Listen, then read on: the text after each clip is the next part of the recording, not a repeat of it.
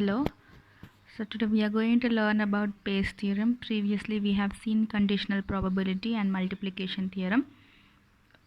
So based on the conditional probability we are going to understand the Bayes' theorem. So we are going to extend conditional probability into Bayes' theorem. First let us write down the conditional probability for two events A and B which are dependent. So let us say P of A given B. Conditional probability for two events which are uh, dependent, which are not mutually exclusive. So the formula, as we have seen, is P of A intersection B by P of B. Okay. Now we can also write the formula for P probability of P given A, which is equals to P of A intersection B by P of A.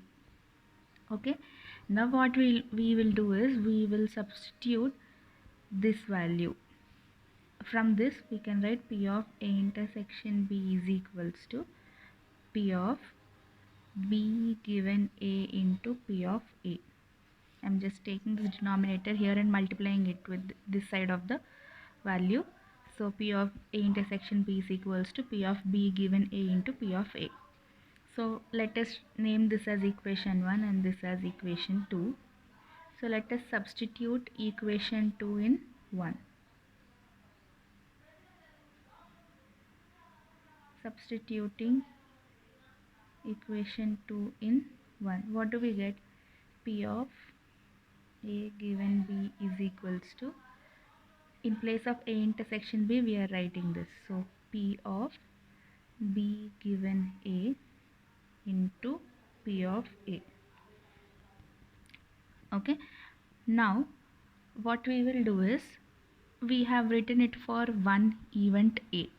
Now if there are multiple events, now for example if there are A1, A2, A3 and so on AN, how do we generalize Bayes theorem? Okay, so for that let us consider a sample space divided into three parts. So this is A1, this is A2 and this is A3. Okay, so I'm only considering three events A1, A2, A3, and these three events are the follow. These are the assumptions of Bayes theorem, and these three events are supposed to be mutually exclusive,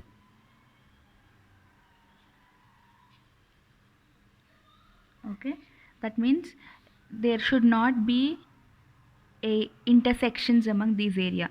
So A1 intersection A2 is null.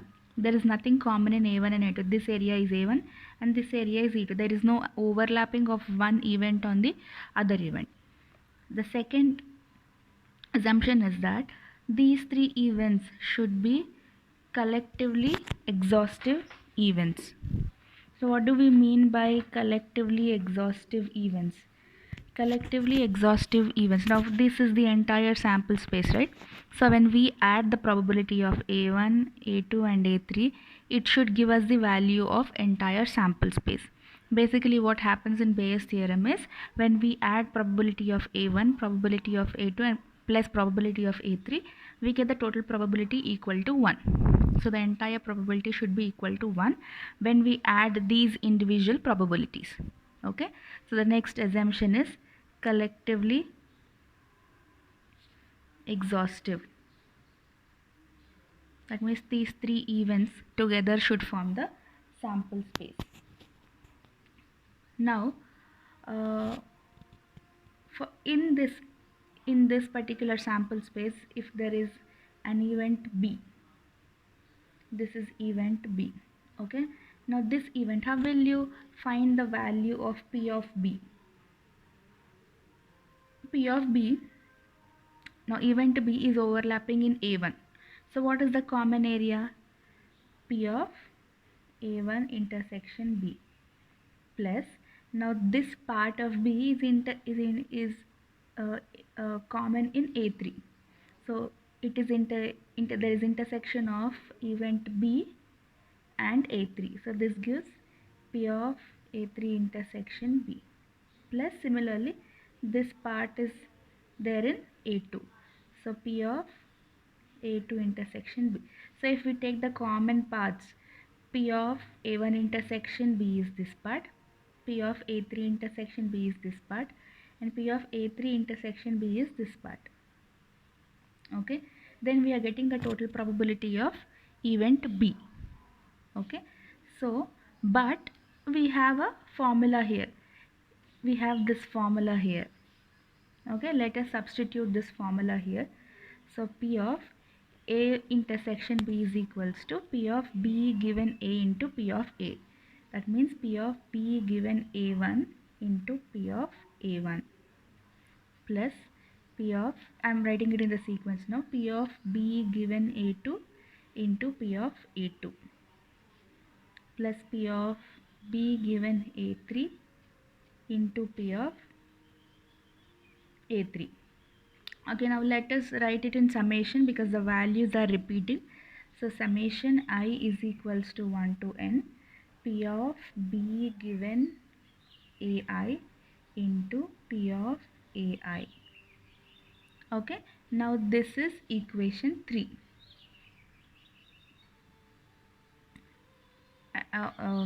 And this is, let us name it as equation 1a.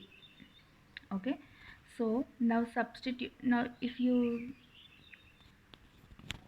look at equation 1, P of A given B, we have P of A intersection B, and we have in the denominator we have P of B.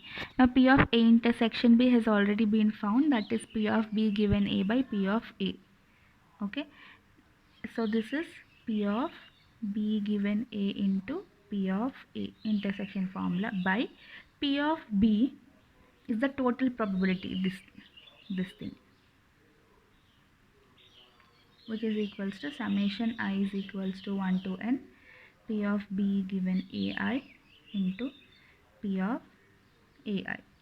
Okay, now for example, if I want to find the probability of occurrence of one individual event in a given condition B, then the formula would be P of B given A1 into P of A1 by summation I is equals to 1 to n P of B given AI into P of AI. Now if you want to find the ith value, then this becomes P of A given I P into P of I. This is the generalized formula of Bayes theorem, and we have built everything on the conditional probability. Okay, so this is how we derive the Bayes theorem. Then in the next session we'll continue with the problems and see how we can solve probabilities using Bayes theorem. Thank you.